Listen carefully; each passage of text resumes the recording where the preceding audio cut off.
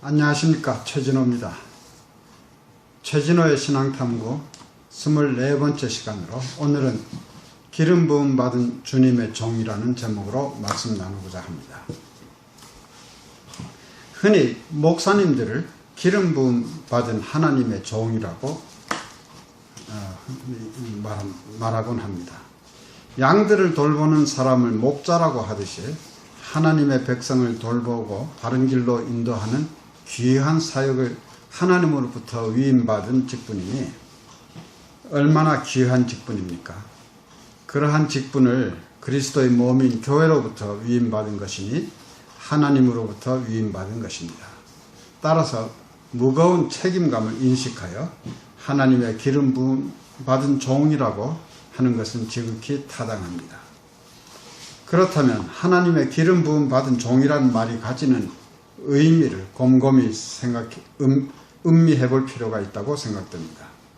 그리고 교회에는 목사만이 아니고 그 외에도 여러 가지 직분이 있습니다.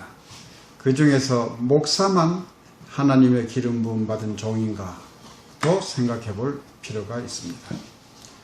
구약 성경에 의하면 하나님을 대신해서 직무를 수행하는 어떤 직분을 사람에게 부여할 때 기름 붓는 의식을 행하였습니다.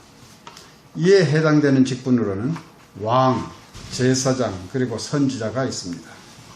그러나 이런 직분을 받았던 수많은 사람들 중에 어떤 사람은 성경에 분명히 기름 붓는 의식을 행한 기록이 있으나 그렇지 않은 경우도 많아서 이런 직분을 받았던 사람들 모두가 실제로 기름 붓는 의식을 치렀는지는 알 수 없습니다. 그리고 이 의식이 바로 왕의 즉위식이나 직분의 임직식을 의미해서 즉시 임무를 수행한 것도 아닙니다. 예를 들면 사무엘상 16장 1절에서부터 13절까지의 내용에 의하면 하나님은 제사장이자 선지자였던 사무엘로 하여금 다윗에게 이스라엘의 왕으로 기름 붓게 하셨습니다. 그러나 다윗은 즉시 왕이 되지 못하고 아직은 현실의 왕으로 나라를 통치하는 사울의 신하로서 충성을 다하지만 그의 존재를 불편하게 여겼던 사울로부터 시기를 받아 여러 차례 죽을 고비를 넘기기도 하였습니다. 예수님은 이 땅의 왕이자 제사장이요 선지자로 오셨습니다.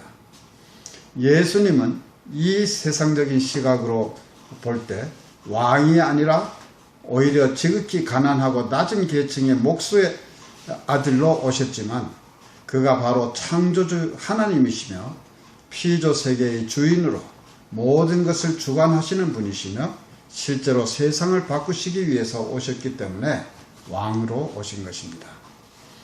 그분은 우리 인간의 죄를 대신 지고 희생 제물로 자신을 드렸기 때문에 대제사장의 직분을 수행하셨습니다. 그리고 그분은 우리에게 하나님을 계시하셨고 하나님의 뜻, 즉 말씀을 전하셨기 때문에 선지자이십니다. 구약 성경에는 인류의 구원을 위해서 메시아가 오실 것을 여러 차례 예언하였습니다. 그러나 그 예언대로 메시아로 오신 이가 바로 예수님이십니다. 메시아라는 말은 히브리어로 기름 부음 받은 자라는 뜻인데 그리스어에서 같은 의미의 단어는 그리스도입니다. 그렇다고 해서 기름 부음 받은 모든 사람을 다 메시아 또는 그리스도라 하지는 않습니다. 구약 성경에 예언되었던 그분, 즉 다윗의 가게에서 오신 그분을 메시아 또는 그리스도라 칭하는 것입니다. 따라서 메시아 또는 그리스도라는 말은 예수님을 지칭한 고유명사가 되었습니다.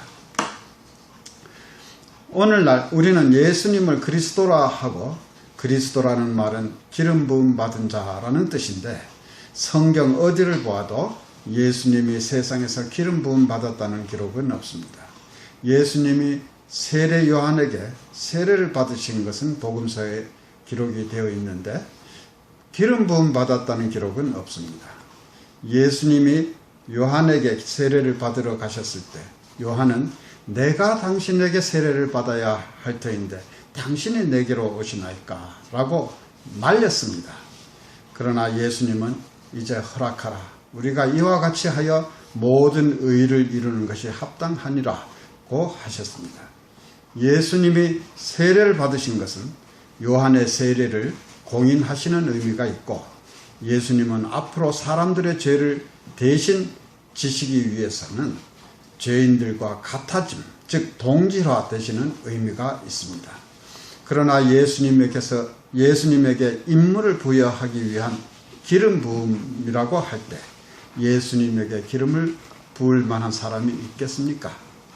성자 하나님이신 예수님은 성부 하나님으로부터 임무를 부여받으셨으므로 하나님으로부터 기름 부음 받으신 것이고, 제자들도 그것을 인정하였습니다. 임무를 부여하는 의식으로 성경에 기록되어 있는 것으로는 기름 부음 외에도 안수라는 의식이 있습니다. 예루살렘의 초대교회에서 믿는 자들의 수가 많아지자 구제하는 일에 약간의 소홀함이 있어 일부 신도들로부터 불평이 있음에 사도들이 제자들에게 성령과 지혜가 충만한 자 7을 택하게 하여 안수하여 집사로 세우고 구제 등의 일을 맡기고 사도들은 기도하는 것과 말씀 전하는 일에 전념하게 되는데, 이 일이 사도행전 6장에 기록되어 있습니다. 이와 같이 안수란 그 사람의 머리에 손을 얹고 기도함으로써 임무를 부여하는 의식입니다.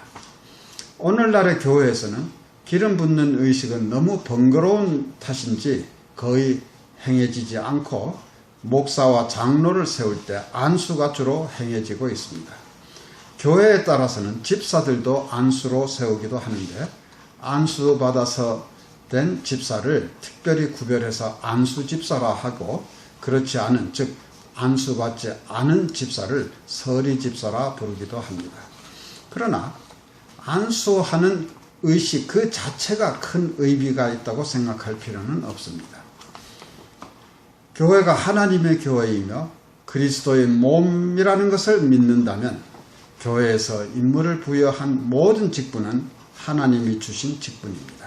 따라서 교회에서 사람들 앞에서 안수를 받았든 안 받았든 하나님이 보시기에 다 같이 귀한 직분인 것입니다.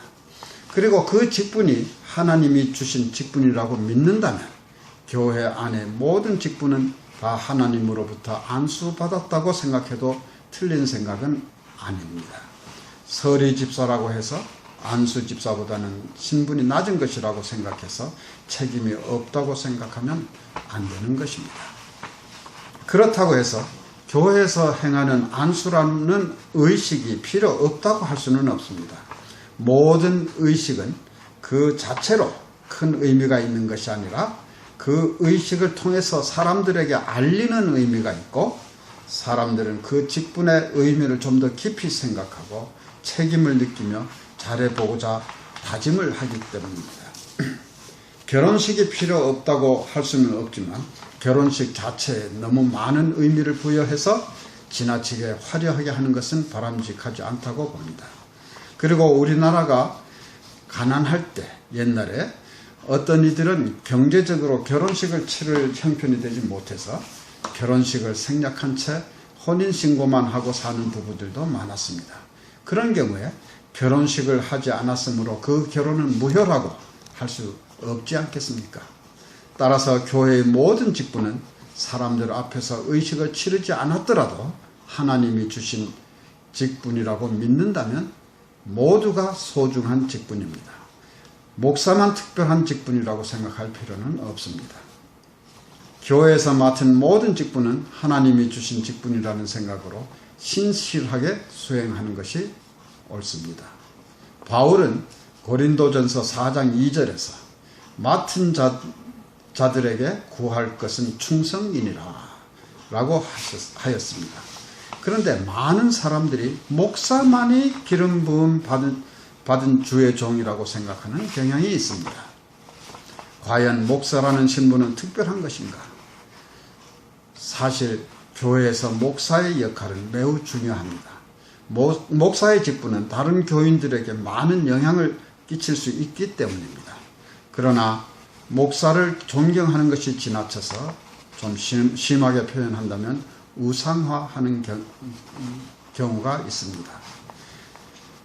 사도행전 10장에는 고넬료라고 하는 사람의 이야기가 소개되고 있습니다. 그는 로마의 군인으로 백부장이었으나 경건하여 하나님을 경외하는 자였습니다. 그는 하나님으로부터 계시를 받고 사람들을 보내어 베드로를 집으로 청했습니다. 베드로가 집으로 들어올 때 고넬료가 베드로의 발 앞에 엎드려 절을 하자 베드로는 그를 일으키며 일어서라, 나도 사람이라 고 말렸습니다. 그리고 나서 베드로가 설교할 때 유대인만이 아니라 이방인들에게도 성령이 내려오심을 체험하게 됩니다.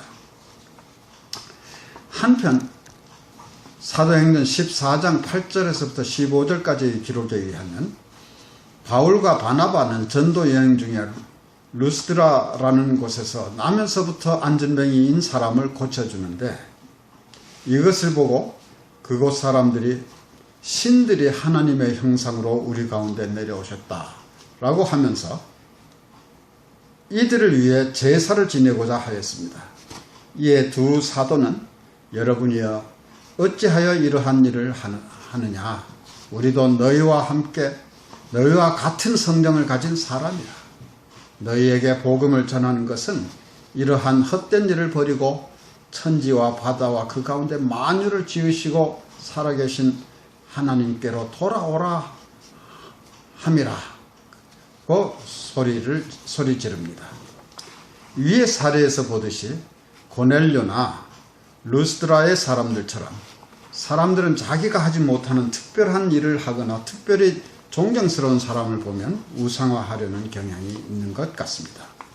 이러한 경향이 오늘날의 교회에서도 나타나서 존경하는 목사님은 나와는 다른 특별한 존재로 구별하여 우상화하는 것이라고 생각됩니다. 목사님이 존경스러우면 그 가르침을 명심하고 실천하려고 노력하며 그가 하는 일을 잘할 수 있도록 협조하는 것이 올바른 태도일 것입니다. 그렇게는 하지 못하는 대신 그 사람을 특별히 섬김으로써 보상을 받는 느낌을 가진다면 그것이 바로 우상화의 첫 단계라고 볼 수 있습니다. 특별한 대우를 받는 사람의 입장에서도 생각해 볼 점이 있습니다.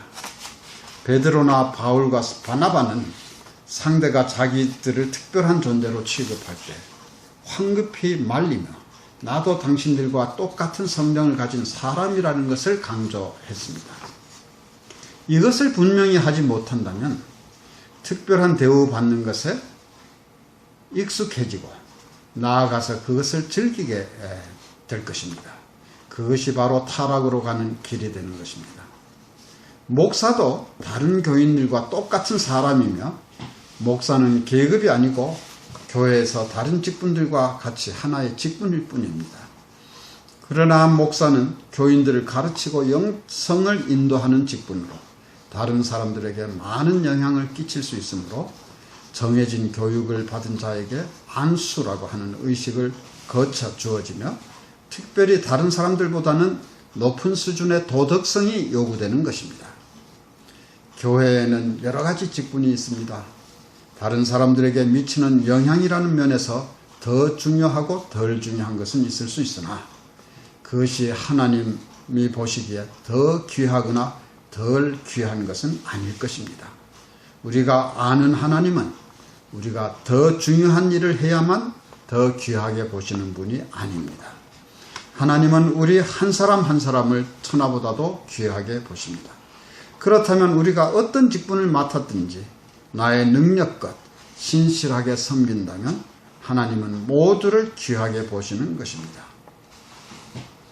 그리고 사실은 교회에서의 직분만이 아니라 우리가 세상에서 살아가기 위해서 하는 모든 일도 다 하나님이 주신 것입니다. 우리는 그 일을 위해서도 기름 부음 또는 안수를 받은 것입니다. 하나님은 교회 안에서만의 하나님이 아니고 온 우주 만물을 주관하시는 하나님이십니다. 사도 바울은 고린도전서 10장 31절에서 너희가 먹든지 마시든지 무엇을 하든지 다 하나님의 영광을 위하여 하라고 하였습니다. 우리가 진정으로 그리스도인이라면 한 주일에 한 번씩 교회 가서만 하나님께 예배를 드리는 것이 아니라 우리의 삶 전체가 하나님께 드리는 산제사가 되어야 합니다. 그렇다면 교회에서만이 아니라 이 세상 어디에서든지 하나님께 영광을 올려야 할 것입니다. 우리의 삶 자체가 하나님께 드리는 예배인 것입니다. 우리가 직장에서 하는 일은 물론이고 내가 하는 모든 일이 그것이 악한 일이 아니라면 다 하나님께서 나에게 맡기신 일이고 성직입니다. 나는 그 일을 위해서 하나님의 부르심을 받은 것입니다. 그런 의미에서 우리는 모두가 하나님의 기름 부음 받은 종입니다. 교회는 택하심을 입은 자들의 공동체이고 그리스도인은 택하심을 입은 자입니다. 하나님이 우리를 하나님의 백성으로 택하실 때 우리는 그리스도인이라는 직분을 받았고 그때 우리는 기름 부음을 받은 것입니다. 사도 요한은 요한 1서 2장 27절에서 너희는 주께 받은 바 기름 부음이 너희 안에 거하나니 아무도 너희를 가르칠 필요가 없고 오직 그의 기름 부음이 모든 것을 너희에게 가르치며 또 참되고 거짓이 없으니 너희를 가르치신 그대로 주 안에 거하라고 하였습니다. 따라서 모든 그리스도인은 기름 부음 받은 자로서 그에 합당한 삶을 살아서 하나님께 영광을 올려드려야 할 것입니다. 감사합니다.